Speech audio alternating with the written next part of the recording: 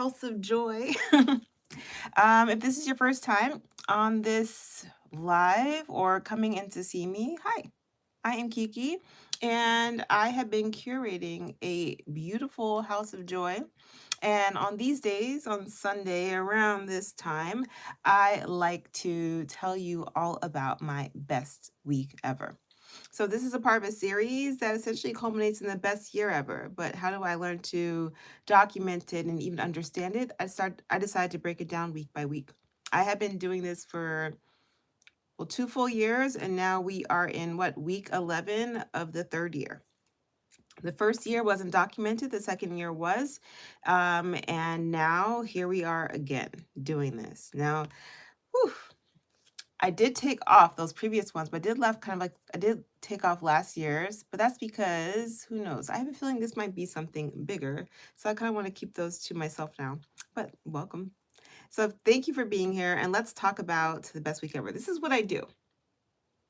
One, let's calibrate for a second because I feel a little bit all over the place. I'm overly excited. I'm very excited, and for reasons I have no clue. I'm just excited. So, let's talk about why I'm excited before we get into this. And I think, well, I'm excited to sit here. I'm excited to make the video. I just had this protein. I just had this protein bar, and I think that excited me too because I still taste like a flavor, and so I'm kind of distracted by the flavor. Yeah, this is happening. What else? Oh, I put on this dress. I got very excited about putting on the dress. I'm going to go out a little later. And yeah, whew. Also, I'm excited to tell you all about this week. There's so much, and I just finished writing everything. So I think that's the other reason. So, what I like to do is I prepare myself. I write down everything and I break it down in categories. So, it's something new, something challenging, something funny, something deep, and then, of course, something beautiful. And so that is how I look at the week. And before I sit down at this video, I look and make sure that we're all online. So technically, I did start at 12:15. You just didn't know it. I was supposed to start at 12:15. And so what I do is I break it down, and there we go. So I just wrote this, so now I'm kind of excited to tell you all about it. And so by the end of this video, I've then tried to determine if this is my best week ever. I don't do this I don't say it. I really need to feel it. So I have to go through the process and decide this is my best week ever. So I have quite a few things though. The signs are pointing to yes, I will admit that, but we have to go through it. We have to go through it. So thank you. So if you're here, relax yourself. If you are doing a task, this is the perfect thing to do a task too. I know how to keep the energy going. And man, there's so much I want to tell you all about. So I think I just have to dive in and get right to it because I can't wait. I can't wait. I have to tell you right now. Okay.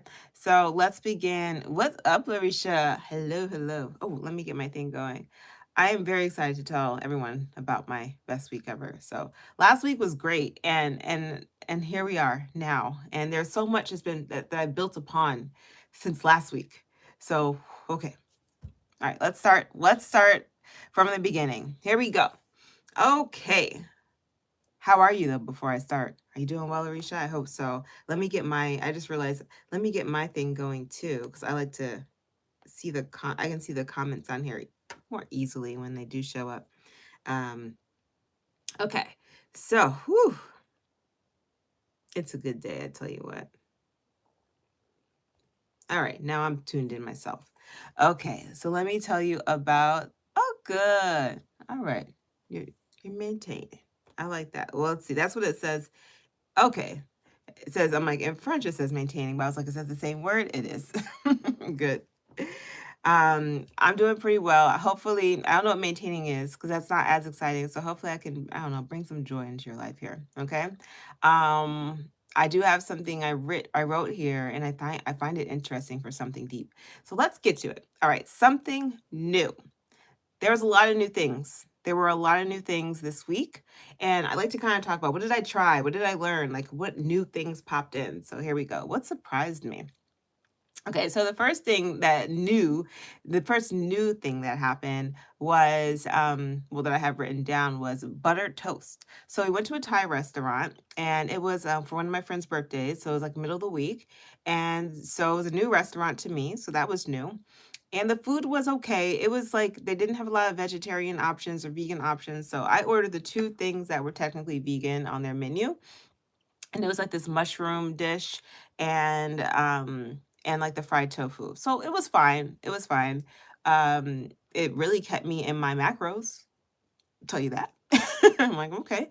Wasn't really my goal. I was out there ready to play and have fun, but okay. It did. And then and then dessert comes around, and I didn't have it to have like a full dessert. But for my friend's birthday, she had already ordered her favorite dessert, which was like the mango sticky rice, which of course is delicious.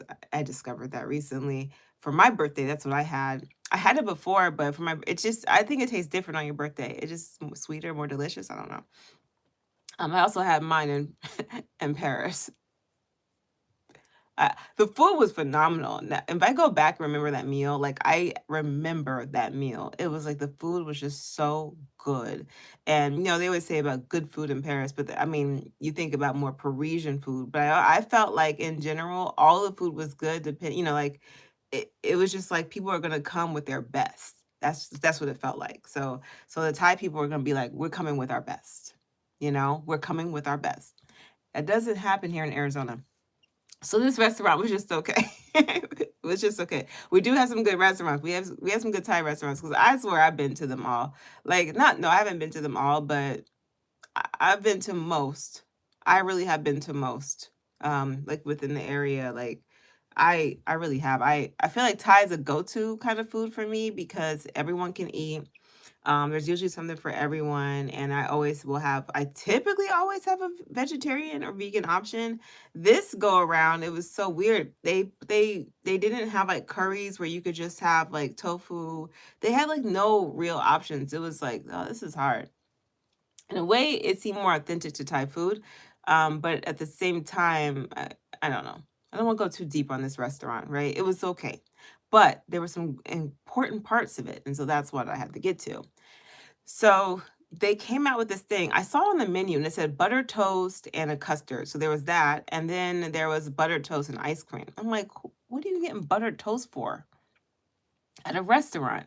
But two people got it. So one person got the buttered toast and the custard situation. It was a chai custard. It's like a Thai tea custard that they made. I'm like, yeah, I'll pull that out of your butt. And then they had the one with the ice cream on it. The ice cream was like blah, but something told me, why don't you try this buttered toast? Mm. Now, if y'all follow me, you know about my kindergarten teacher that smelled like buttered toast, and you know how much I love that smell. You know it. And so if she smelled like buttered toast, it wasn't just buttered toast. It was like a hint of like something. Oh gosh. She smelled so good.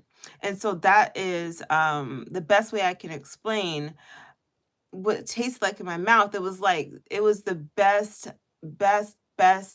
flavor. The buttered toast was so rich and delicious. Oh man. So I couldn't believe it. I was like, this is some good buttered toast because I make buttered toast. I really do. I'm a buttered toast lover. But this is some good buttered toast. I realize it's because I think they do it similar I don't know how they do it, but it makes sure the butter quality seemed to be really good, like a high quality butter. It wasn't just regular butter. You know what I'm saying? It was high quality butter toast. And it was so delicious. So I took a picture of that. It was funny. So I'm sitting next to my friend. So birthday girl, and then her wife is like next to me. And then her wife knows I make these vlogs. And she looks at me, she goes, this is going in your vlog, isn't it? I'm like, you know it. I was like, you know, I was already taking pictures, even though you won't see a picture here, but I was taking pictures. I'm like, you know it, because it was so good. It was so good. I was like, man, the best week ever, shaping up just fine. Her birthday was actually great as well. It was super cute to see everyone come together. It was just a nice group of people. It was chill, it was sweet, it was kind. And, I think about like when I had my birthday gathering with my people, and then I think about having my and I go to my friends' birthday gatherings. I realize why I like my friends, if that makes sense. Because like they are the people that we bring around ourselves are good people. You know what I'm saying? And so even if I don't know the people that are at the table personally, I find that when I meet them and we actually get to start talking, we have these conversations, they're good people. So it's really fascinating to me. I've noticed this a few times that if I really, really, I notice that the people that I really like, I also like the people that they spend time with, you know? So yeah, very interesting to me.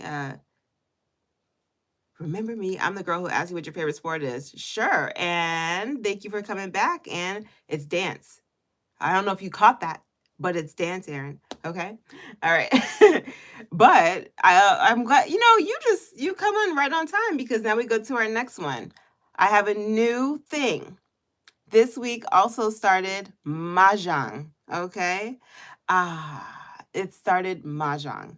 So, I have a crafting crew and, I'm part of a food club, and then I last year when I had remember the Triple Demon Saga, which purged me from all the craziness. There was something in me that said, you know what?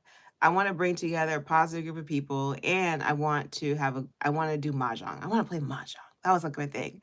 So it was my Christmas request. So I asked for Christmas. That was what I asked for Christmas. And then it took me a while to kind of get everything going. As you know, it's March and we just had our first time, but it was always in the works, and I knew it would be this year that we do it. But I mean, life and everything, and just trying to put all the ducks in a row. And when I talk about what's actually next, you'll see what made it all happen. It seemed like everything just started lining up as far as just like aligning my life and getting things fixed in a way that works. So anyway, so mahjong was something I really, really like wanted to do. Like I wanted a thing, you know? And so I got the mahjong set, and our first time, our first time essentially was yesterday, and we played mahjong. We didn't know what we were doing. We had all these videos going. I'm pretty sure we didn't follow all the rules. We made some stuff up. We were making stuff up. It was kind of funny. Like we were making stuff up, playing. It was just a lot of fun. Like just like, can we do this? We're like, mm-hmm. Like, oh, can we do this? Yeah. Oh, no, no, we can't do like, it was fun. It was just a lot of fun of us trying to discover, get used to everything, and play this. So we had a great, great, great, great, great time. We had good food, so it was like the best. So the food that we had were I always do apples and cheese, but oh, I forgot to add our new cheese. So this was something new. I got Trader Joe's. So if you guys have a Trader Joe's New Year near you, I would try the hot honey goat cheese. If you like cheese, if you like those ingredients, the hot honey goat cheese is really good. And it tasted really great actually with the apples. So I did my favorite apple is a pink lady apple. I don't like any other apple, I'll be honest. I tolerate other apples, like Cosmic Crisp, and that's probably like the most I can tolerate. What else will I tolerate? Uh, I like pink ladies, okay? Like if pink ladies are not in the store, everyone knows it. I'm upset. I'm just like, there's no pink ladies, you know. I It's my favorite apple. I just think it's the most perfect apple. Most balanced. It's just the most delicious. So it's not super, super sweet. It's just like perfect, okay? Anyway, so we had the pink ladies and the hot honey goat cheese. Très magnifique. It was so good. It was so good. And then we had, what else do we have? My friend, she made these scones that I really like. So I went to her Friendsgiving, and on her Friendsgiving, I went ham on the scones. Now I forgot. Like I conveniently forgot about this. So when she made the scones, I was like, okay, and so I tried them. They're savory, by the way. They're savory. She put zucchini and I think she did yellow squash this time. Last time I think she said it was mostly just zucchini. It was all good. Anyway, I was I had like a half of one, right? And she made big ones. I had half of one, and I was like, oh, that's delicious. Then I found myself coming back, and I was like, I went to her, I'm like, I went ham on these last time, didn't I? And she's like, yeah, that's why I brought them. I said, "Oh, thank you. Thank you so much." I don't know why I conveniently forgot. I know why I forgot because They are so, like, rich and full of butter. They do not fit into what I would eat every day, but it's something that you wanna eat every day because it's that delicious, you know what I'm saying?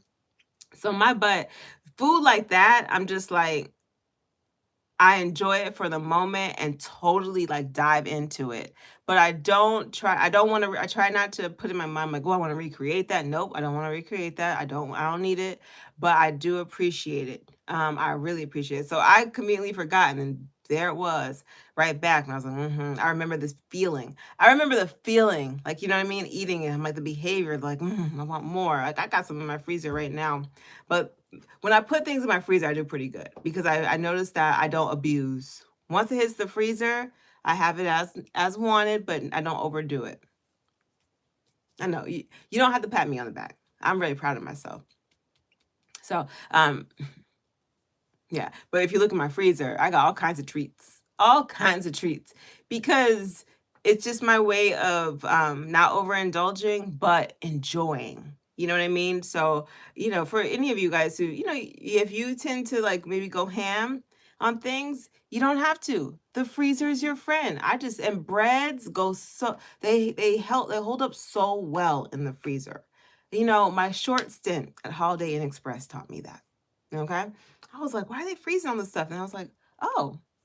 Anyway, it works. So there you go. There you go. Okay. All right. So now, so that was this is all something new. So yes. So then we had my friend's birthday, as I said, super sweet. And then my pad.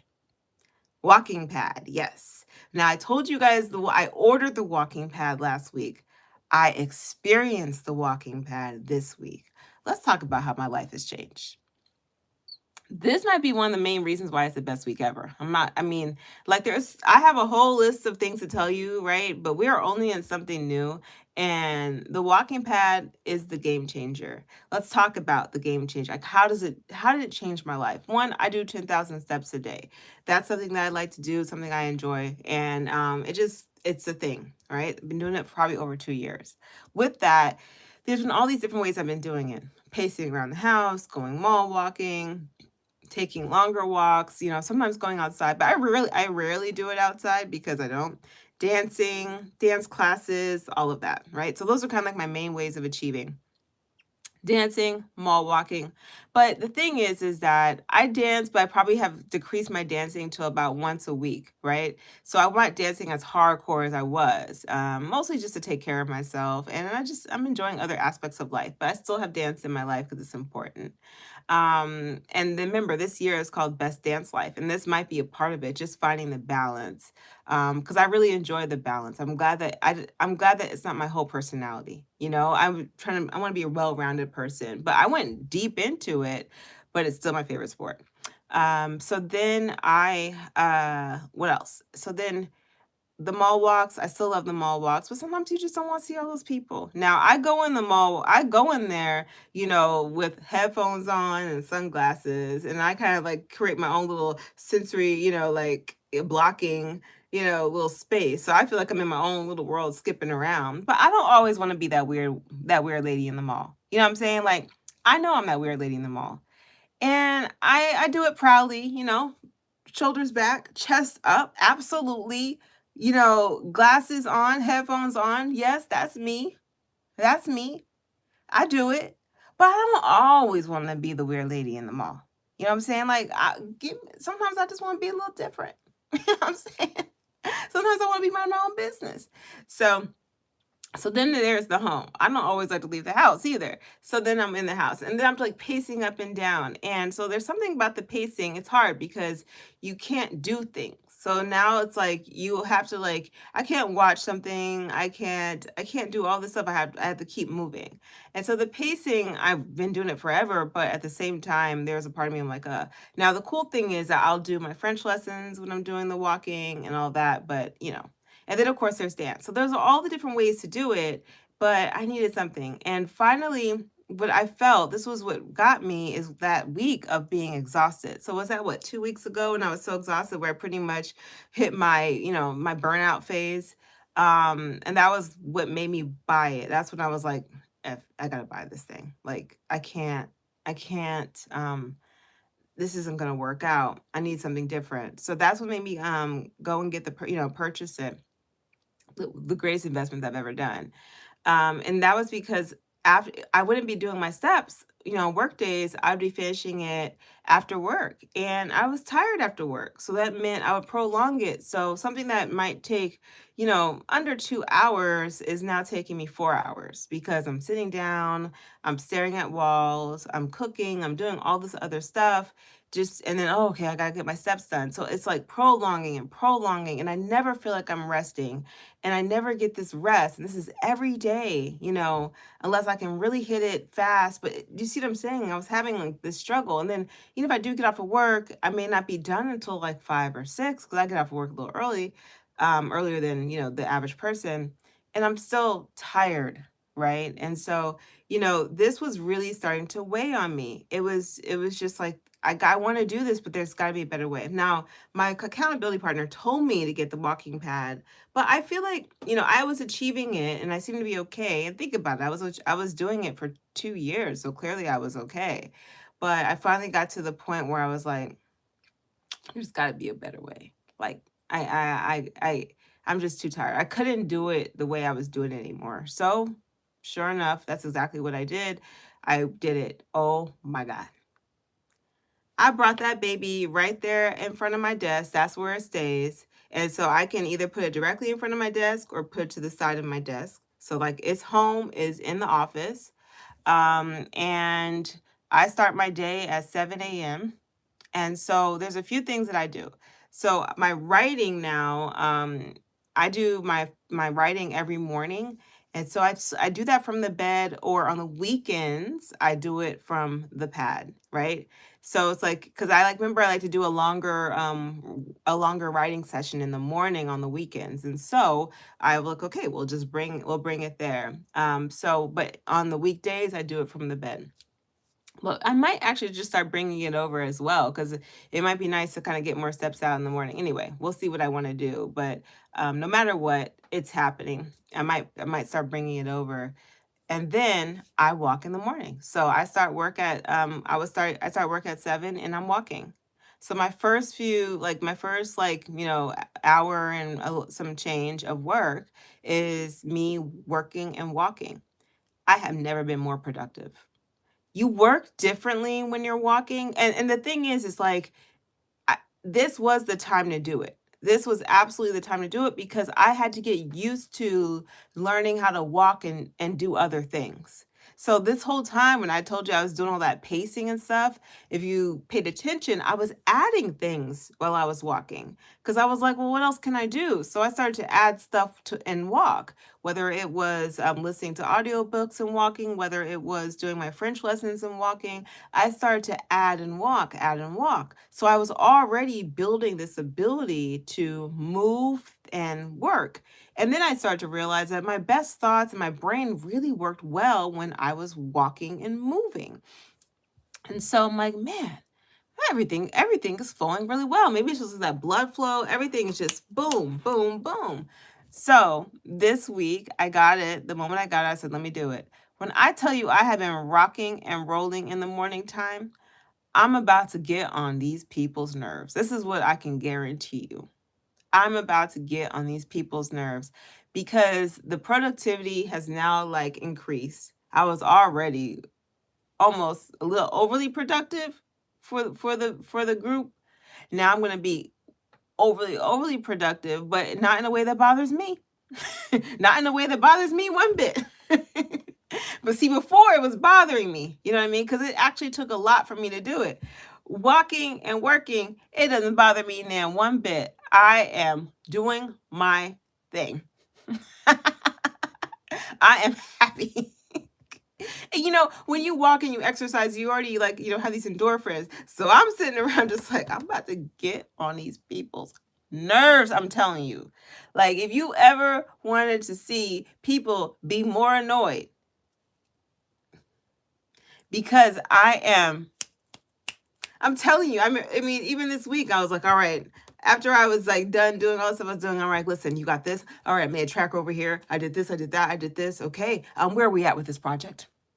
And where we are, oh no. See, before I was starting to get tired, starting to get burned out, so they weren't being harassed by me.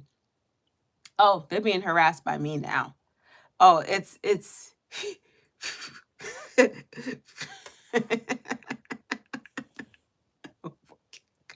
gonna work them. Absolutely. They're about to feel it. Feel it. Woo! And I'm gonna be happy. And then the crazy part is I get off of work and it's relaxation. It's my time. I achieved my goals, you all. Like I did the thing already. I've done my writing. I've done my French lessons. I've done it all. So now the only thing I usually have left after work is actually my speaking French lesson, which is easy. I can do that cooking. I can do it's just 30 minutes, so it's no big deal. And that's it. My speaking lesson is 30 minutes and I can do that multitasking other things. And so now when you think about that, all that time is mine now. I took back my freaking life and created more problems in a good way. I mean, I think it's a good thing, but I'm like, shoot. So it's funny because even on Friday, I actually went into the office and so I just got up early and actually did it. So I was up early, 4 a.m. But even that, because walking like that in the morning, by the time I'm gonna tell you, I was going. Going. I'm like, oh, this is good. I don't need coffee. I don't need any kind of stimulant. I really don't. I'm on fire. I am on fire. It is just amazing. It is the greatest thing that happened to me. But the thing is that if I gotten it earlier or gotten it sooner, I wouldn't appreciate the way I appreciate it now. And so that's why everything has its time. Because like there's nothing about me that has regret that I didn't get it when she told me to. There's not a single part. Everything about me feels like you got it on time because the way you appreciate this and the way you see the difference, it's just, you wouldn't have seen it. I don't think I would have really understood the gift it was. And I didn't want to, I want to make sure when I get things and invest in them, I really enjoy them. I appreciate them. And that's how I do my stuff. Like, I mean, I'm looking at this iPad that I got, and I've had this iPad, it might be nearing on 10 years.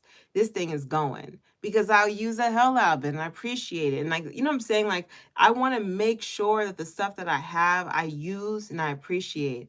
And so sometimes you need to feel the need for it. You have to, this is me, but I need to live life. Like live it and then be able to say, okay, this is what I'm gonna do. So anyway, that's what's going on right now. So you see what I'm saying? Like I can already tell you best week ever. Life is done changed. The game has changed. I have taken my life back. I mean, right now I can tell you, I woke up this morning, what did I do? I woke up, got my pad, started writing. I'm on the walking pad and I'm going. Oh, and by the way, the walking pad has like a little desk. So the desk is already there. So if you're like, oh, do you have like a standing desk? I actually do, but I don't use it for that. But this one, it has a desk already. So I just go. And I have it like I kind of have it really high. So I'm just like typing, doing my thing, da da da da da da da, having a great old time, French lessons, doing my thing, and then I'm off. So I've already done my stuff for the day. Do y'all realize that? And now here I am. Like it's productivity. So now I finally actually have my Sundays back as well because I would get off of this video and then I have to do the walking, but I was tired. So sometimes I wouldn't finish walking until like 6 p.m., 7 p.m., like kind of just playing around. Now that isn't it. That's not my issue. I am rocking and rolling. Okay. All right. So there we go. Now something challenging. Now you guys can't tell it, but whoo, right now I have no moisturizer on my face. And that is because I had a skin flare up. Now this happened to me last year too. I'm now trying to need to make the connections, but it was my I tried something new and it did not work out well for the kid. It didn't work out well at all. And so my face was like on fire. So I started to feel it, was it Friday night? Yeah, Friday night, no, Friday during the day, I started to feel it. And I was like, oh my gosh. And here I am kind of like not sure what to do because I got mahjong the next day, and I'm like, oh no. And so I was like all kind of discombobulated and trying to trying to clean up the house and everything. Because when they came, I was like, listen, no, when they were on the way, I'm like, hey, to be late is to be on time. And then when they came, I said, listen, I had a medical emergency because my face was on fire. It wasn't discolored. It was just on fire. I researched it. I used Dr. Chat GPT. Don't recommend. Always go to, a regular doctor if you want. But this has happened before. So I think for me, it's just I needed quick advice for like what to do. And so the recommendation was I could do like a light cream. So wash my face with it. I have gentle cleansers, but I could do a light cream. And I tried the light cream, but that even started burning. So then Dr. ChatGPT said, just don't do anything. And I was like, really? Nothing? So I don't have anything on. I'm not used to this. I'm not used to this. I'm not used to washing my face and then just being like, all right, have a nice day. I That is not what I had programmed myself to do. And it feels like I feel like I'm in like yeah, middle school, high school, because that's like the last time in my life where I would wash my face and then just go about my day. Like that was the last time. This is just different. But it's okay. Like surprisingly, I feel a little bit dry, but I have my water bottle here with me. And I was doing that yesterday. I was like with the girls, I was like just randomly being like, boom, I think I'm okay right now. I don't think I need it, but hold on. Maybe. Oh, it does feel better. Um, so it just it yeah, it's it really I'm like, man, skin.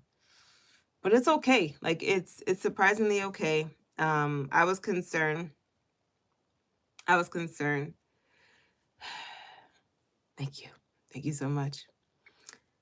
The natural oils are popping. They're doing their thing. And so apparently that's why I don't have anything on my face because essentially it gives your oils a chance to do this. And I started wearing oils and putting stuff on my skin because my skin was always so oily and prone to breakouts that using moisturizer and oils actually changed my skin. I no longer had the issues because I guess it balanced everything out. And so I've been doing that forever, and I just out of habit. And I will say, ever since my skin started doing the more sensitive thing, I've been going crazier with the moisturizer. So it's just weird to not have it at all. And now my gosh, this reminds me of that time. So thank you. It feels good. Like the skin actually feels good. I was looking, I was like, well, you look all right. But yeah, you're right. I think it is helping to kind of like balance it all out. And I'm gonna figure it out. But whew, ah, yeah. I can't believe it. Yeah, it's but this is okay. This is okay. Feels like a little dry, but not too bad. Not too bad at all. I found that yesterday by like hour, because I'm only in like I haven't even had like a full hour of just the bare skin. So usually like yesterday by like the third hour, my skin just felt normal. I was like, okay, I can handle it. Okay. So another day without anything. So weird, so weird. But hey, life is good. Okay. The other thing was this, another challenging thing. And I mean, I hesitate to say it was challenging, but it is. Like to say it wasn't challenging is me not being honest. Okay? So it's me being like trying to be cool in these streets and I'm like, "All right, so here's your vulnerable moment."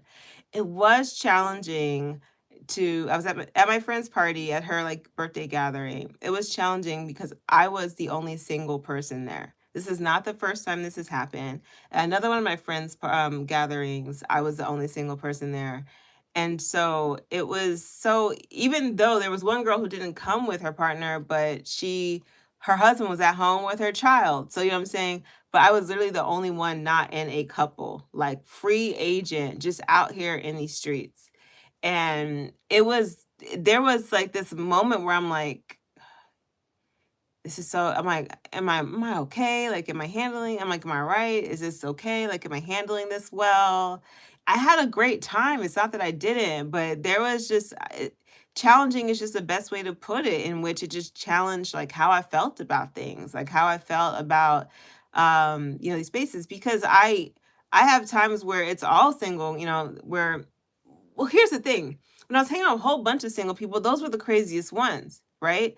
That triple demon saga was triple demon single, just so you know. Triple demon single, that's what that triple demon saga was. I find that my, I find that people who are in couples, sometimes they're just a bit more relaxed. I don't know. So I do tend to have a lot of friends who are coupled. Of course, I do have healthy and happy single friends, but I've never shied away from like being friends with people who are in couples. It's never been like I've never been like, oh, I can't be friends with you because like that's never been a thing. And I think because I haven't, and because I embrace those kinds of people in my life, I mean, they're gonna invite you to their things, and they're gonna invite you to their events, and they're happy to have you, and I'm happy to be, to be there. But it doesn't change the fact that it can be a little like awkward. It could be different. Like it feels like when you're the only one, and there's a feeling about that. See, I like a good mix of singles and couples. Yeah, me too. And it seems like the mix that I have is in my larger world, but not in the spaces when I go into, you know what I'm saying? So if I go to one friend's house, I might be the only single person there. If I go to another friend's, this event, I'm the only single person there. And so it's just kind of interesting in that sense. It doesn't make me want to be like, well, I gotta find me something. I don't feel that way. And that's the other thing that's challenging about it. I don't feel compelled to somehow like do something just so I feel like I can fit in. I mean, I feel like I fit in just fine. But it's exactly how I'm describing it. It's challenging because it challenges just your like, like, are we all okay? Like, it's cool, right? Y'all don't care that I'm single. I don't have this desire to change things. Yeah, it's kind of weird that like not at this party, but there was another party where all the couples were like sitting across from each other, and then there's no. Actually, this party was actually like that, but when I think about it, all the couples are sitting across from each other. And then across from me was the one that came out, without the husband and child. And so that was a perfect example of what that was like. I'm like, okay. And I was relieved that that person was there because I think, but I've had a situation where the person isn't there, where the couples are sitting across from each other and it's just me and nothing. Like literally, one situation, it was me and a ghost. So this one wasn't as bad. It wasn't. And we all had a great time. It just kind of it made me think about, and I'm all friends with them individually in different ways. It's just, it's one of those things where you're like, huh, how do I feel about this? What is this?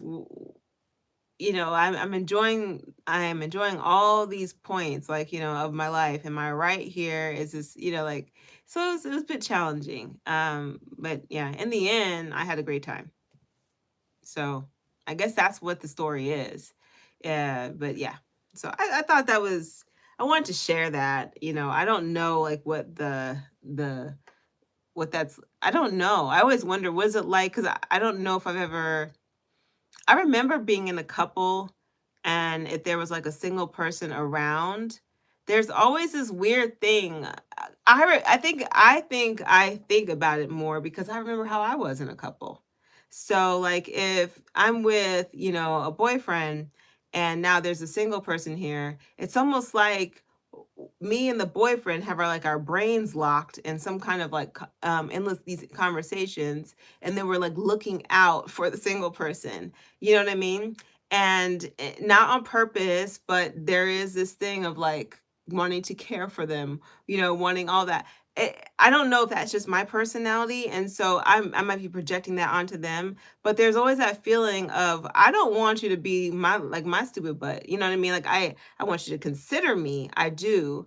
But there's always, because this is the real fear. The fear is that, there's these events, and then one day, you know, all the couples are lined up, and now they're starting to try to play matchmaker international. You know what I mean? And they got these random people that I may have to reject. And the stress of that is greater for me. It's like it's not the day, it's not the situation, it's the what goes in their mind. What does this inform them for future events? That is really my concern. I'm like, please don't put me in a situation where I end up having to reject one of your good people. You know what I'm saying? Like, I don't know. Those are kind of my thoughts with that. So let's see. Just better seating arrangements. I like that. Let me see what you have here. Yeah. So yeah. That's we'll figure it out. We'll figure it out. So that's something challenging. Something funny. Something funny to me was the way we were all trying to hang out. Oh, let me read your comment before I move on to something funny. Um, oh, see? Now that's awkward for you. I need to know more about this. So Larisha's saying that it's nice. I've always been the single one, which I enjoy tremendously, and now I'm coupled, and that's awkward for me. Okay, so Larisha, that's also my concern. What happens when I'm coupled and most of my friends are more like long-term couples? You know what I'm saying? So I'm newly coupled and now I'm in like this like and I bring the person there. Are they all looking because they've all been used to just me? Do you know what I'm saying? And now all of a sudden, like, what is that? So there's unnecessary anxiety. I can recognize that it's unnecessary anxiety, but it's there. I'm bringing it up as a conversation. This is the best week ever, and it's still in that something challenging concept. I think these are things that we think about that overthinkers like myself do. And if you're an overthinker, welcome. And maybe Larisha, you can help me be less of an overthinker in this moment. So let's see. What'd you say? Um, no, you can't help me. You let me know when you figure it out. Okay, we're gonna stay tuned. We are gonna stay tuned. We're growing together this year. We are gonna stay tuned, but let me know for real because I'm just yeah. I that's also my thought. It's just too much overthinking, and it's funny because the girlfriend that whose birthday I was at. She is she's like a big dreamer. You know, Pisces dreamer, right? Big dreamer, big like just she'll say a whole story. But it's interesting where she's the dreamer, I'm an overthinker. I'm like, they're two separate things because those dreams that she was telling, I'm like, man, that sounds fun, right? And it's like light, it's airy, it's this and that. Me, I'm like, in this scenario, and this and this and this and then this can mean this and this and this.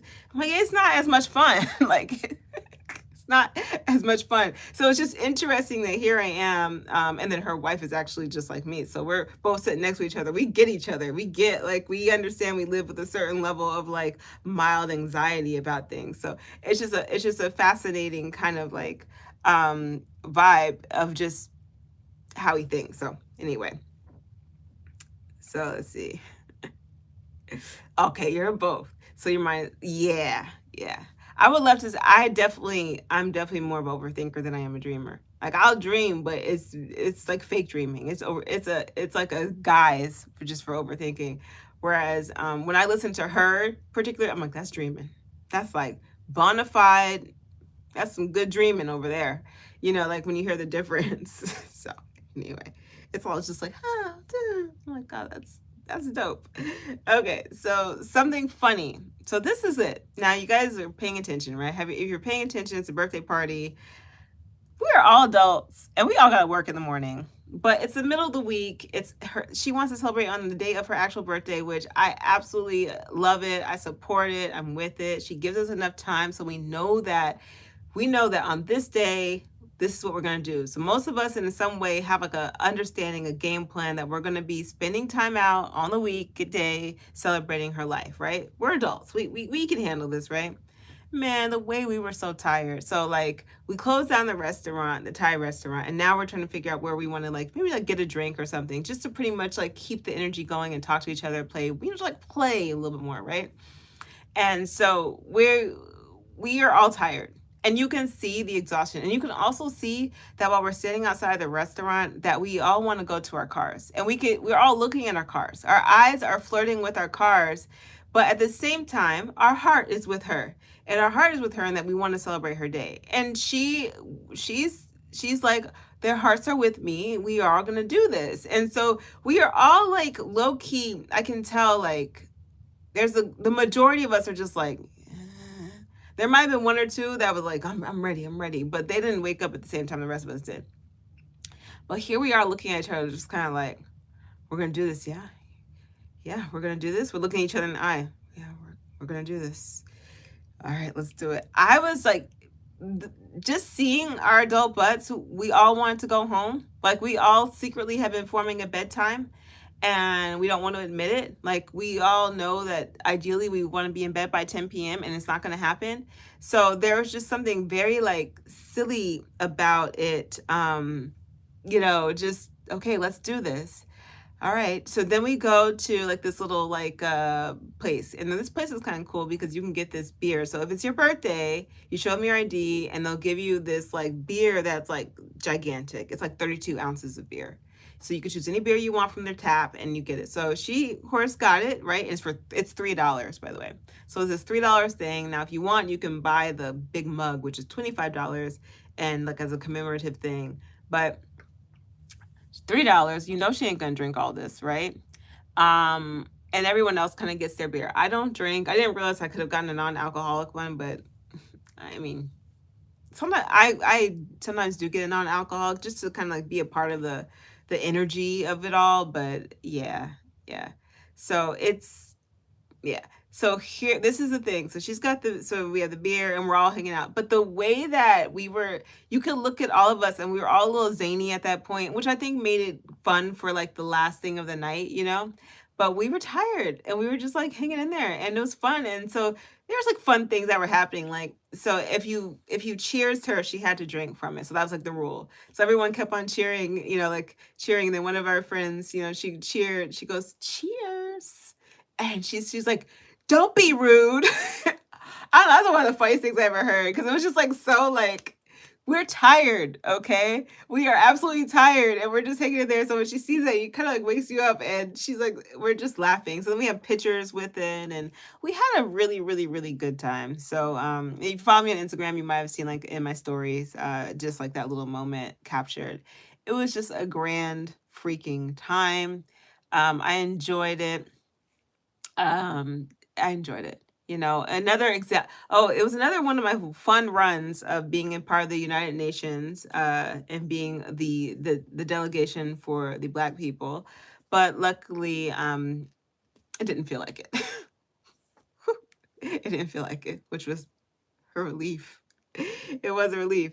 It was funny. I think more than anything, I was just cracking up on how tired we all were and how much we just like we hung in there to the very end for her, but it was just cute. I was very tickled the whole time of how hard we were all like collectively trying. So I think that helped make her birthday even more special because she knew it, she could feel it, but we were like, we are here, we're locked in, we're locked in. But everything was done in this kind of like sleepy kind of like way.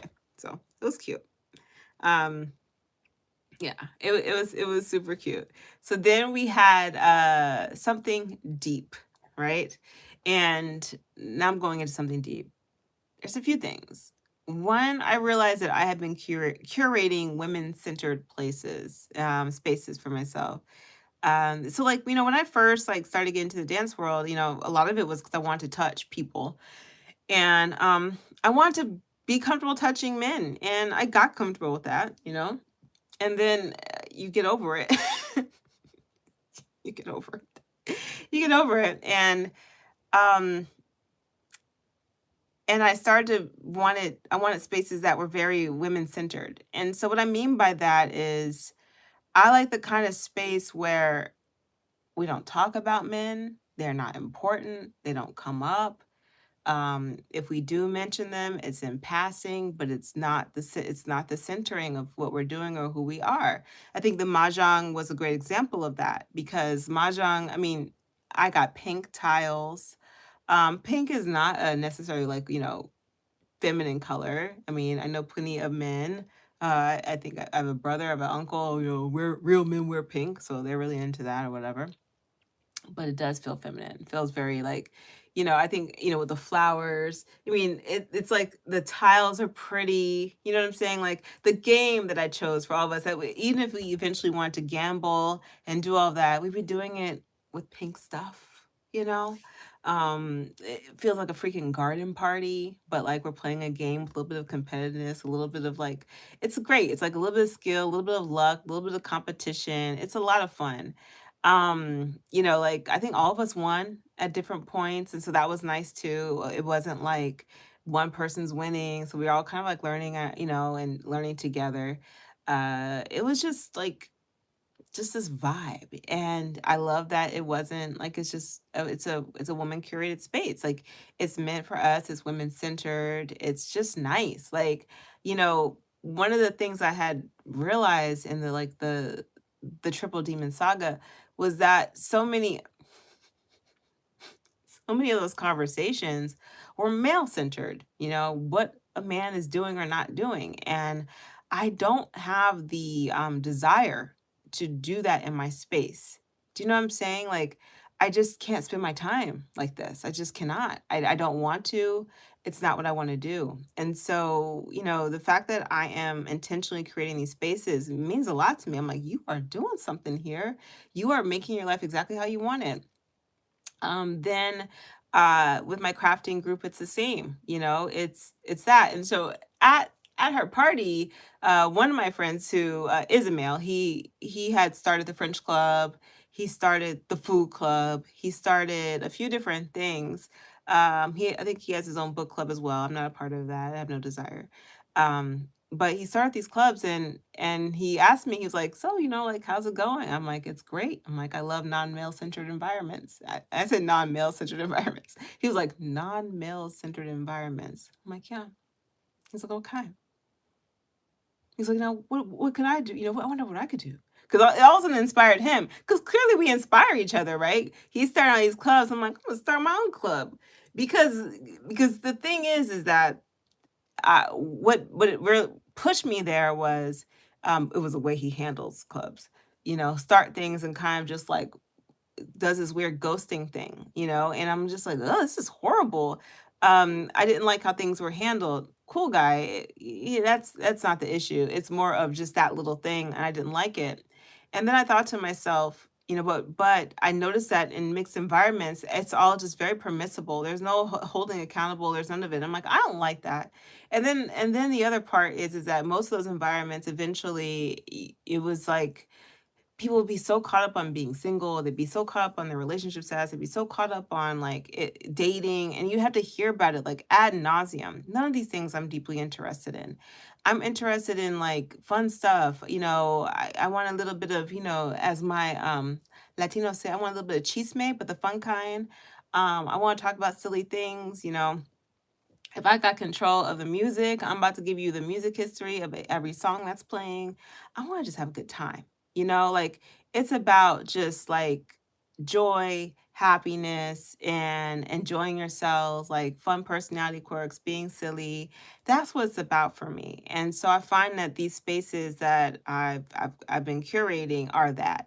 They're light, they're fun, they're introspective. You can have the conversations that I think that, are much easier to have in women-centered spaces, and they're centered around us, our well-being, our desires, our interests, our joy. They're centered around us, our challenges, our struggles. And so, yeah, I realized that that's what I've been doing. And so it kind of just hit me this week, of how much, yeah, without that. So hold on, let's see this. It's so I'm gonna see, and I'm gonna read this in French first because I find it interesting. But it says sans vouloir offenser les hommes. So meaning this is what I think it says, without wanting to offend the men. Les femmes ont tendance à organiser, à mener les choisir nos choses à terme et à continuer de peaufiner et de faire évoluer, évoluer, évoluer, yeah, ce que nous créons. So I think you're saying, there's some words I don't know. So you're saying that women tend to organize, something about choices and ending and continuing something, and evolving what we create. Let's see. Now let's see what it actually says. No shade to the guys. I love that. But women tend to organize and see things through. Yes, and continue to curate and evolve things we are creating. I was close. Close. Like half of those words, I didn't even know what they meant, but yes. Yeah, exactly. And so thank you. That was a good French lesson right now. I that's what I that's what I've been noticing. And so I was like, I need to create these spaces because it seems like it's so easy too for us to like we know how to like maintain it together as well. It's so different. Like the vibe is so different. But it also takes women who desire not to be male centered because I feel like if they are male centered, they come into your group with that same energy, right? And that was what I experienced with the Triple Demon Saga, and that it was never just about the beauty and like of women coming together. It was they were concerned about some dude, and you can't bring that into these spaces. And so I find that in the spaces that we don't have those issues. Like it's just like it's so super sweet and cute. It's funny because like even because the guy I'm telling you about, one of the people in my group is actually his partner. And he's just not important. Like even in like the meeting, it's like clearly it's our time. You know what I'm saying? And I found that to be even interesting that night. Like when we interacted with each other, it's like all of our interactions with each other were our time. And I love that. And I love that we can have that. So it's pretty cool, which actually makes them a pretty cool couple because they do seem to have a really good understanding of like their time. That's why he was like, "Oh, I gotta do a man centered thing." I'm like, "Yeah, you go ahead and do it." I'm like, "You can paint little figurines." He got very excited about that. We'll see if he does it. It'll last about a week. It'll last about a few months, and then no more figurines are gonna be painted. You all joking? I don't know what's gonna happen to them. Don't care. Um, but anyway, so with that, let me continue on. Oh, you gotta be careful. So the way they have these lives now, like you have to be careful because you could end up going to just a different live. I don't really like that.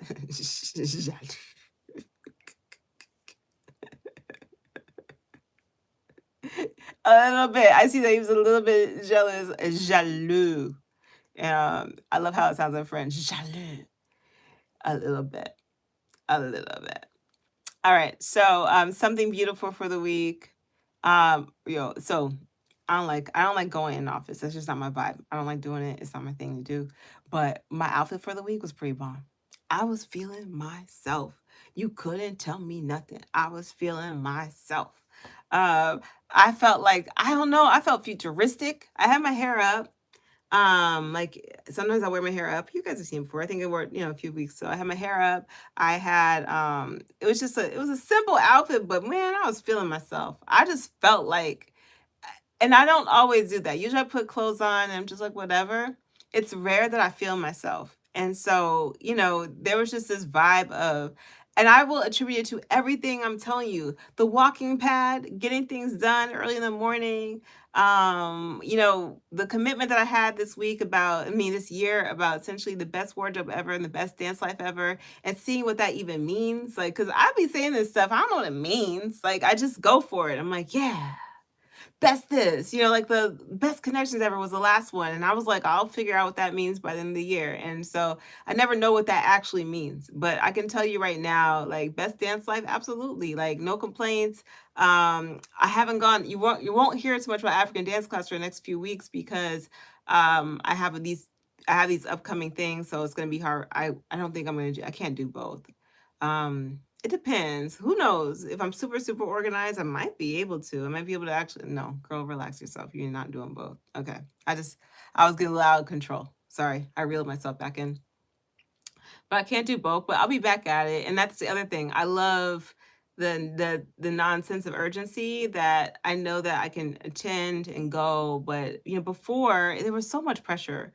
Like you felt like you had to be there every week. You felt like you had to be in class multiple times a week, and that was a part of their business model. And I can't be a part of business models like that right now. I have to be a part of my models, and that is as it's available, I will do, but not because I feel like, somehow the dancing is going to escape me. It's not. It's going to be right there wherever I want it to be. Um, and I find that when I go out dancing, like I'm not trying to my dancing is just fine, it's good. So, and I have a great time. I've been enjoying dancing way more than I ever have.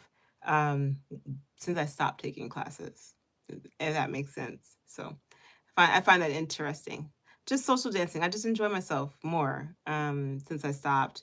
It could be the fact that the level, and I dance with more advanced dancers. I think I just feel freer. I don't feel as constricted. I feel like I can find myself more. So anyway, this week has been about I've been just feeling good in me.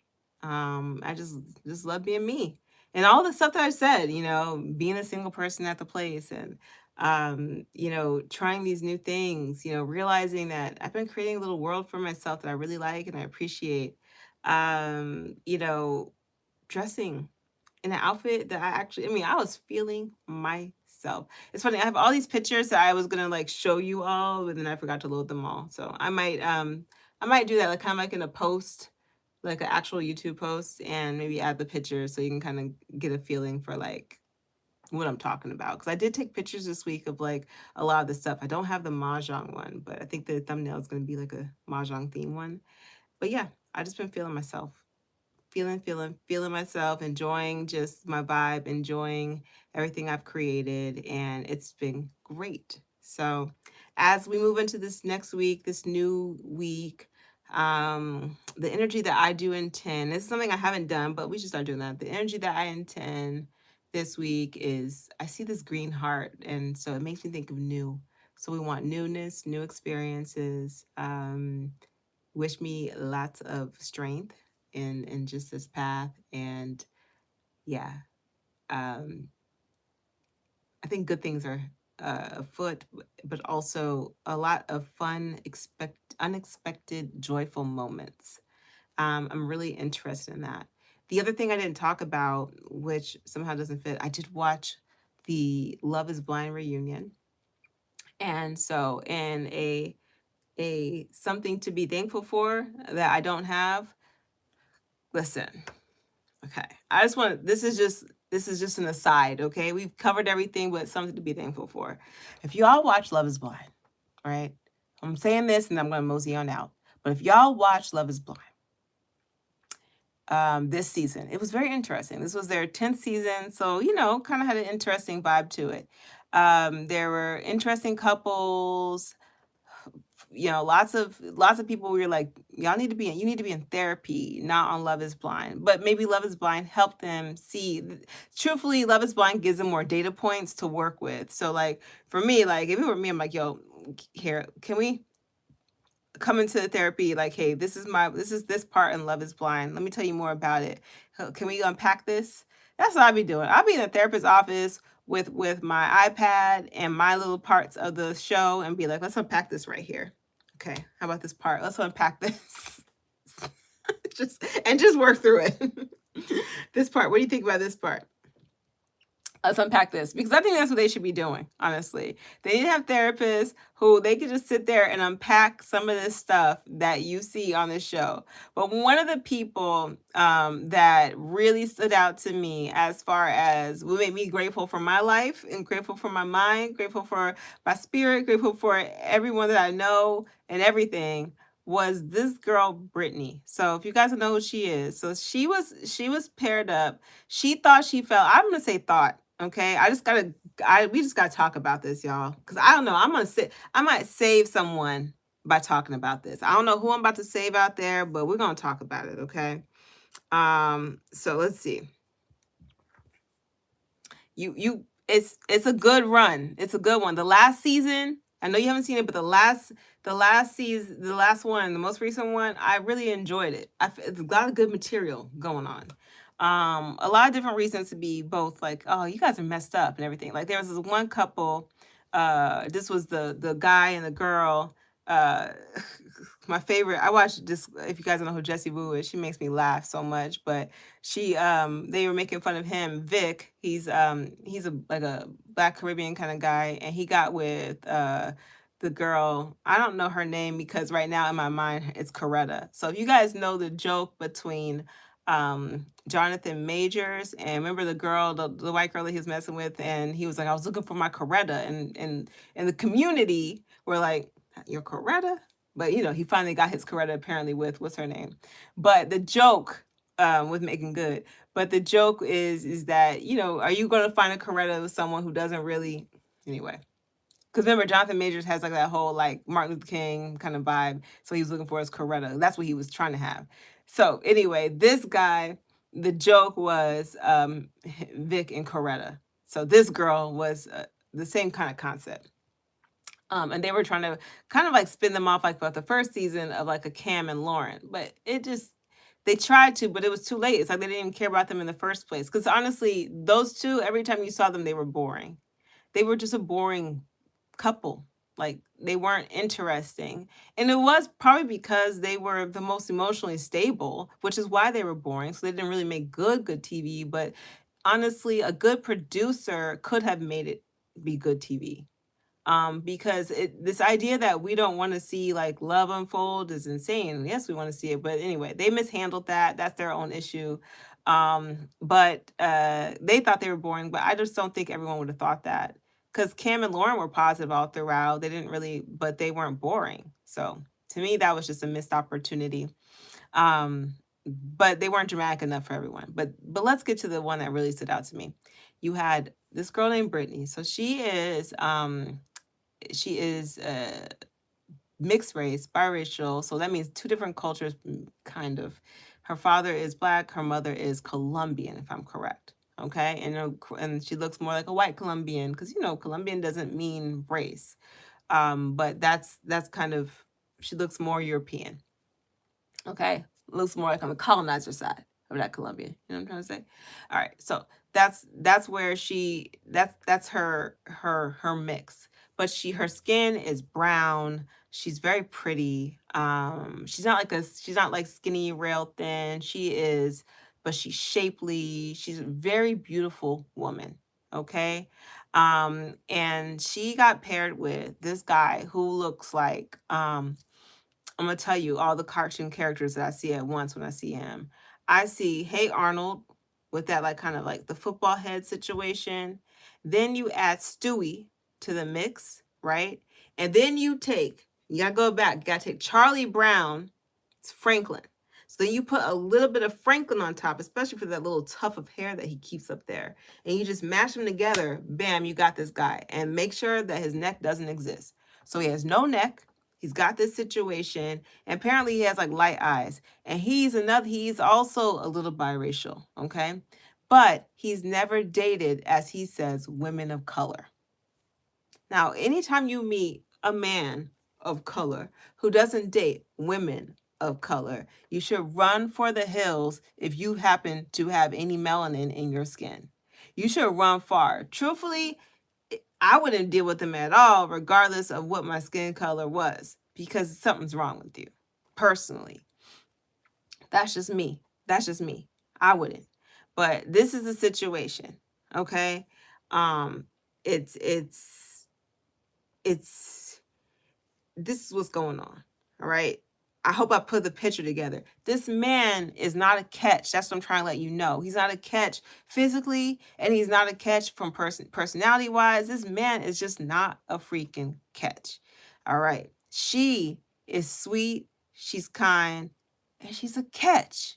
She's a catch. She's really nice. Now there's a reason why it doesn't work out, because there's things she has to work out. But this couple, so they're in the pods, and but she's one of those people. Remember, I told you her makeup. She doesn't sound like a spicy Latina. Okay, she doesn't sound like she doesn't necessarily sound black, and if you can sound like it. She doesn't sound like that. She sounds pretty much how you would think a white girl sounds. So even if you close your eyes, and remember, love is blind, so all he's hearing is a voice. And they're not supposed to allude to what they are. And her name is Brittany. Now, that's what so in his mind, he's got a white girl. He's talking to her. And he's falling in love. Okay? Not really, but you know what I'm saying. She's saying all the right stuff and all that, getting all excited. So in his mind, he's got this white girl is getting excited for him on the other end. Look at how he looks. Okay. Now, on the other hand, she has this guy that kind of has like a fairly, his voice isn't too high, so he has a deeper voice. So all she has is voice. Remember that. And his name is Devonte. Now, she was thinking Devonte, a deeper voice in Devonte. Deep voices typically are associated with taller men. because I mean this is just straight physiology. As your body is taller, your vocal cords go down a little bit, and that creates that deeper voice. So the deep voice, you know, you're not gonna meet that. I mean, too many tall men with high pitched voices. That's just not really a thing. So in her mind, she's thinking tall, dark, and handsome. Oh, she's because she's also factoring in that for the most part, if you watch the show, no one is really like busted. You know what I'm saying? Like no one is like busted. So you can pretty much guess that you're gonna get someone's all right. He's gonna be all right. He's not you because so far on the show, like it's just like it's not like extreme, like where you're like, whoa, how'd you get here? You know what I'm saying? So his name is Devonte, deep voice. She's because that name that when you look at him, you're like, how'd you get that name? Who agreed? Because he looks like he should have been more. Because they were laughing like he want to be like a Devin. You know, he wants to be a Devin, a Jaden. You know, a Caden. You know them names. That's what he wanted. But nah, he was Devonte. So she's imagining that she's got some like some tall, probably brown skinned man on the other end, her Devonte. And he's imagining he's got Brittany. Okay? Well, what a surprise. They see each other and she's got herself a light-skinned dude who looks like how I explained to y'all, and I'm not exaggerating. And like these lighter eyes. And now she's doing this whole thing. Oh, she's got so now she's getting caught up on the eyes because honestly, if she was honest with herself, that's all she had. And honestly, eyes, but you know how some people are. They get caught up on eyes. I know that just because of my own life living reality, right? And that there I if I meet someone and they're going on, oh, your eyes, I'm like, throw them in the trash. I already know there's something wrong with them. That's how I see it. But anyway, she's caught up on that. She's caught up on that because that's all she's got too. Like, be honest, she has talked herself into a level of delusion that it was just like stronger than I could ever imagine. I didn't get it. I'm like, girl, like, so he didn't really seem to like her from the jump. He never seemed to like her. There was nothing about there was nothing about him that really seemed to like her. She's like, you don't call me pretty, and you don't, like, I really want to hear, like, that you think I'm pretty. And he's like, well, now that you want to hear it, I don't want to do it. It was like crazy stuff. And then eventually, like, he like capitulates to it. But it was just like, he literally just said everything she wanted to hear. Just like, yeah. And I'm like, he's just talking. The way he was saying it is almost like this. I'm pretty sure that technically you are pretty. I don't like you, but you are pretty. And we can't deny that. That's what it sounded like to me. Now he said the words, he didn't say that, but that was pretty much the energy. It'd be the same thing that some guy who I'm not attracted to and they were so caught, like, you don't think I'm handsome, or like if I'm not into them, I might be like, sure, you're handsome. Like, why would we deny that? No one could deny that you're a handsome guy. I've said words like that before. I'm like, yeah, you're absolutely handsome. Definitely. But I'm also saying, not to me, to somebody, but I'm not gonna call you busted because I know that you are a twinkle in someone's eye. You're just not mine. And that's okay. I know that to someone, you are the bee's knees. And we're not going to deny that. We won't. You ain't doing it for me, and that's okay. But you see, I've said it before, though, because I also don't have a connection. I'm not interested, right? I'm not connected. That's what he did to her. And then he couldn't keep on doing it. Of course, he couldn't keep on doing it because it wasn't something he was really feeling. He was not into her. It was so obvious. It was like anyone can see it, but she never could see it. He would talk to her and he would pretty much say, like, oh, I don't know how I feel about this. Oh, she just couldn't hear it. So then it was like, why is she like this? What's going on? So he meets the parents. The father is darn near begging him to marry the girl, you know?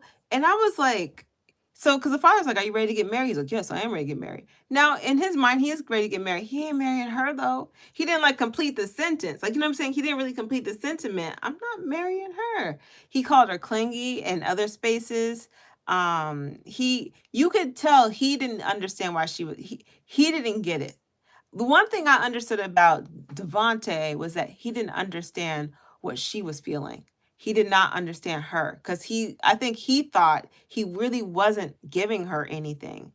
But those little things that he did give her, she acted like it was everything. She had, this dude was giving her crumbs and he wasn't really, I don't think he was really trying to breadcrumb her. You know how there's some guys who will try to breadcrumb you to keep you around? He wasn't even breadcrumbing. He broke up with her. Even in the breakup, she was just like, I knew they broke up. When they were like, we're not doing the marriage, we're not doing the wedding. Yeah, be in contact. I knew that they broke up. She didn't know. She didn't know they were broken up. She didn't know that it was over. If he's not wanting to go to the altar with you and he's not really trying to make plans with you for real, don't you understand that it's over? The fact that he's saying, oh yeah, well, I guess we'll be in touch. That's not, you aren't together, honey. You aren't together. She didn't get it. But it was when I saw the father. The father was delusional. And this is what it made me realize. One, the father and the mother probably got together in a really easy way. So I have a feeling the father really never like had to really push it. They got together. The mother figured this dude is easy as hell. He's not going to stress me out. Let me jump on this. And that man was probably just happy to have her. Okay, because he might have been, and I hate to say this, but a self-hating Negro. The reason why I believe that the father had to be a self-hating Negro is because of the way that the daughter was. The way that the daughter actually tried to sound a certain way, something that takes time. You don't just wake up sounding white, right? You have to actively disengage with your culture. You have to do a lot of work to not be that connected. Because I know for me, I don't have an accent. I know that, but I know no one is confused about who I am. I know that. I barely speak in slang, but I still know that people aren't confused. My mother was an English teacher. So there are certain things that, yeah, you're not going to hear from me. But if you talk to me, you know what I'm about. And I know that. And that is something because it was important for me for the world to know that. That when I show up in this world, you know who I am and you know that I know who I am. Okay? She worked hard to not do that. She worked hard to somehow fit in and assimilate. And maybe it's from where she was born, but I think it has a lot to do with this culture that was built in her family structure. I have a feeling that, she grew up hearing things like, I don't see color in her own family. I have a strong feeling that was happening because her level of disconnect was very strong. And so I think she was attracted to black men because clearly that's what she thought she was getting out of a Devante. I think she was like, ooh. I think she was curious about it, but you can tell culturally she immersed herself in a culture that was not really nourishing to who she really was ancestrally. She didn't understand herself, and it showed because it doesn't look like her dad ever tried. And she grew up like that. The mom clearly isn't going to be able to teach her these important things about what it means to be a black presenting woman or even just a dark Latina woman. Because when you see her, I don't necessarily see a black woman, but I see a dark woman who's going to have a different experience in this world. And the only person who could come close to helping her with that is her little delusional father, who clearly isn't, he's probably out there like, I don't see any color, baby. I don't see color. Right? So it's a trip to me that this is like what we're seeing. And when I saw this, hold on, I'm looking here. Yes. No bass in the voice. Yes. I'm looking. Um, yeah. She was just lost. Absolutely lost. And the dad had no foundation for her. He provided nothing for her. He was almost just selling her off to this dude. I'm like, you're not even asking important questions. Now, the other thing on this show is that there was a father who was asking the questions. He was grilling this dude. And in grilling this dude, he had this man lying, coming up with stuff out his mouth, like just stuff that didn't even make sense. And it showed like the power of what a father can do in that protective tone and that protective way. And in the end, they didn't get together and everything. And that was good. But it helped, right? Having a father that was going to be like, girl, no, it helped. She didn't have that. She didn't have the support of her father to be like, he was almost selling her off to him. It was so disturbing. It was so, so, so disturbing. He's like, if she says she's happy, then I'm happy for her. Sir, your daughter is from a land of delusion, just like you. So when I saw that, I was grateful. I was grateful for my life. I was grateful for not being in a situation where I could have that much delusion, because I've had some levels of delusion. That's the thing, but not that delusional. And that made me feel good. I'm like, well, yeah, you know what? I'm like, don't beat yourself up anymore. This girl didn't. She done took it to a whole other level. And I realized one of the reasons why is because if you don't have that foundation where there's critical thinking and critical analysis and like just that support, it can be rough. So let's hope that this girl does get it. But that was something I was grateful for. It just kind of hit me watching that. I was like, but now what I'm gonna do is based off of one thing that this thing taught me is that I'm gonna have a new set of questions for anyone I deal with. Cause there's some I'm like, I need more like hard hitting questions. So now I'm gonna have a new set of questions because do I believe my stepdad will ask the questions? Absolutely. I do. Do I believe my mom will? My mom will give him a hard time, but she's more accepting. She was a teacher, so she accepts all kinds of people. So she's not, you know what I'm saying? So do I believe like all that will happen? Yes. But I really feel like what I know I'll do, this is what I also know though. If I give my stepdad a list of questions, he's going to ask them. He's going to ask them. So we'll see. We'll see.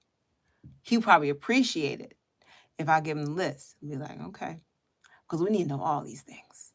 We need to know it all. So it prepared me because I realized, I'm like, what is the point of having a male figure in your life, a father figure in your life, and this is what he's doing. So I just became more grateful. I just became more grateful about the process, about my life, about everything. But we do wish this girl the best. And see, but here we go. See, with mixed individuals, sometimes there's a different when you come from a black womb, but that's a different story. These were two people who it seems like they did not come from, and it showed. It showed. It definitely showed in a way, and there is a difference because I think that just plain and simple, women tend to hold the culture. Women hold the culture. There's a different kind of relationship. Like for me, for example, I mean, I think about all the things that I learned culturally about myself come through my mom and her sisters, right? It comes from my mother's side. It doesn't come from my father's side. It really doesn't, like at all. Like that's just not where it is because women hold the culture. And me even knowing the culture from my father's side, um, it was not, it wasn't really as rich, to be honest, in like that rich deep black culture, just due to the way that side of that family structure was set up. So I come from really rich culture, where our traditions are passed down, um our values are passed down, traumas as well, but also the ability to heal those and grow and learn from them, and then even blossom even more into what our beauty is. Like that to me is my legacy and what I actually get to um, enjoy in this lifetime. And so, yeah, if you don't have that, and like you have those like trends where they say you've been seeing it now probably where everyone's like, in every lifetime I would choose to be black. Me too, but specifically not just like kind of black, but I would want to make sure my mom is black. Like, every lifetime I want to come from a black womb, a black mother, because I just think that's one of the most beautiful aspects of my life is having that. Just is, and I will never say anything different. Um, and I mean, I don't know everyone else's life. I can't. Everyone else can enjoy their life and have the amount of gratitude and joy for who they are. Me saying this doesn't take it away from anyone else. I'm just saying I feel like I hit the lottery. I feel like It is my greatest power. It is my greatest gift. It is the best thing ever having the lineage that I do. That's it. It's just true. And I see the difference when it comes to when I see people struggle with identity, when I see people struggle with value, when I see people struggle with self-worth. I see it. I do see it, especially if when you present in this world, this is a racist world. It's a world full of colorism and a lot of BS. And when you present, if you don't have a strong foundation in yourself, it gets really hard. And so, yeah. Now, it's not to say that there aren't some. I have like a maybe a few friends. I don't know, but there. It's not to say that a mother who isn't Black can't somehow try to nurture that sense of value and self-worth and beauty into their daughters or sons. But a lot of times they just don't. And a great example of what that was that there was an Asian girl on there. She was adopted, and they grew up, you could tell in the whole "I don't see color" thing. So she was just raised as if, we love you, we don't care what you look like, you are beautiful, you're the apple of our eye. So she's well loved, right? But her culture, her appearance, all those things really aren't being nurtured. Her sense of identity is not being nurtured, and she's lost and confused. She's in therapy. She's lost, and she mean therapy is a good thing. You don't have to have identity issues to be in therapy, but you could tell that these are going to be some of the things that she's going to have to explore deeper in therapy because of what was missing. And you see it actually in the show where they were saying how she had a hard time growing up. She had a hard time at school. She had a hard time being different. And the parents were like, "Oh, we didn't know. You're just finding this out on this episode of Love is Blind?"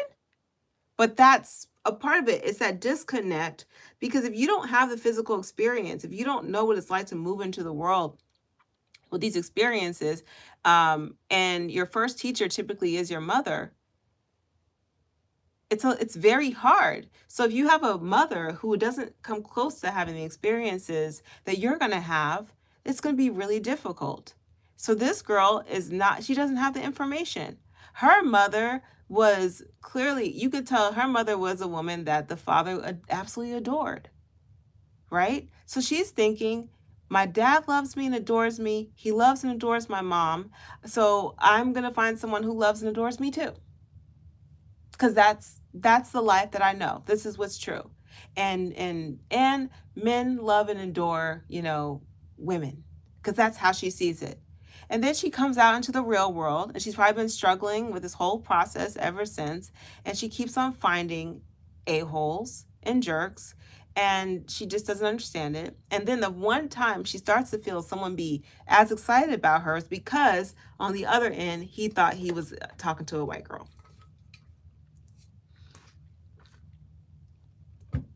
How sad is that? That is where that experiment is dangerous. And I always wonder when we would see something like that.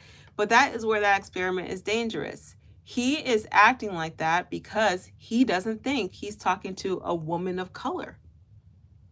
And so she's feeling the adoration and the blossoming of love and even the infatuation that he was willing to show for a white girl. That's what she's feeling in those pods. And that was the feeling that she was trying to hold on to when they were in real life. And she couldn't understand why it couldn't keep going. Because she said, well, you did it. Because you ain't what he wants. So a poor thing has to deal with that. I mean, and I get why she's delusional about it, because what a hard thing to discover. What a hard way to learn something like that. That right there, that will change the way you see your life for the rest of your life. She's never going to be the same from that. What a hard way to discover that this person is capable and wanting to share themselves, that it's not your personality, it's not any of that. It's you and your color that will make the deciding factor of how this person is going to treat you. That's crazy. Because if it were the blonde hair, blue eyed girl that he was probably hoping, or even brown hair, whatever, that he was probably hoping, doing the exact same stuff, he would have been giddy and over the moon, skipping around and so happy that this person could appreciate his no neck self. Stewie looking, Franklin, hey Arnold looking self. And that's the crazy rub. So, yeah, yeah. So let me see here. That I was like, whoo. So, whew, it's showing the real use of a stereotype. The real, yeah, yeah. Mm-hmm. So, yeah, that's the kind of stuff that she had to figure out on TV, on actual TV, recorded. It's good information though. She finds the right therapist. Maybe she can help, maybe it can help her figure out and help her form an identity and find better spaces for herself. Because right now she's in a horrible space. It doesn't help her. She's not in a safe space to grow. So anyway, that's my little thing. But I realized how grateful I was for just everything. So I think sometimes we take our lives for granted, or we don't, we will feel bad about certain things, but I'm just glad I know. I'm glad that I could see it in real time too. I was like, okay. So yeah, I was like, I'll take this. This is a good lesson. In that sense, I was glad that the show existed. I hope that other people can gain a similar lesson. Like, y'all, you need to make sure you have your list, and whoever your father figure, whether it's your older brother, whatever your male protective system is, make sure he's ready to be asking these kind of questions to whoever you introduce. Like, these are the questions you need to ask. And if you have someone in your life that's not up to the task, find someone who's up to the task. Okay? Because you see what it looks like otherwise. Horrible. Trash. It's sad. But yeah, I saw what she was screwed up. That man of her, that father of hers, just he failed in that situation. Nice guy to other people, but the protector that she really needed to be able to navigate a situation like that, he was not at all. And that's what happens a lot of times to those men. They no longer are valuable to us as women. So it is what it is. All right. There we go. Let's see. So yeah, totally glad my dad is for the culture. You have to have it. You have to have it. Because that's the thing. I think about, like, before I go, Mariah Carey has a really good, in her autobiography, a big part of her growing and gaining a sense of identity was making sure she befriended Black women, because she knew she was going to have a different experience in this world. It's going to be uniquely hers because it's just her unique appearance, but it was going to be a little bit different. And so, yeah, sometimes you could look at Halle Berry's another good example of someone who had to do that for herself as well. So these parents, it's like these little fun experiments. No, you got to take it seriously, or they're screwed. So there we go. Well, all right. Hallelujah, Holly Magic, Eo, and Vunia. I am going to go enjoy the rest of my day. I don't have much to do. I mean, I'm going to run a little errand. I'm going to do my little thing and have fun. But yeah, thank you all for riding with me. Yeah, was this the best week ever? It was absolutely the best week ever. I feel good. I feel fantastic. I mean, the walking pad, the way that I've taken charge of my life, just feeling myself this week. I love myself every day, all the time. But there's no buts. I love myself every day, all the time. And when I feel it even deeper than I feel it or felt it before, it becomes even more beautiful. And so it's nice to see myself enjoying myself more, enjoying my personality, enjoying, just my little personality quirks. It's a good time. So I hope you all doing that too. All right. So enjoy the rest of your week. Start with good intentions. Know that they will happen. Just trust it. You don't have to overdo it. Just set the intention right now. And I'll see you next time as we talk about the best week ever.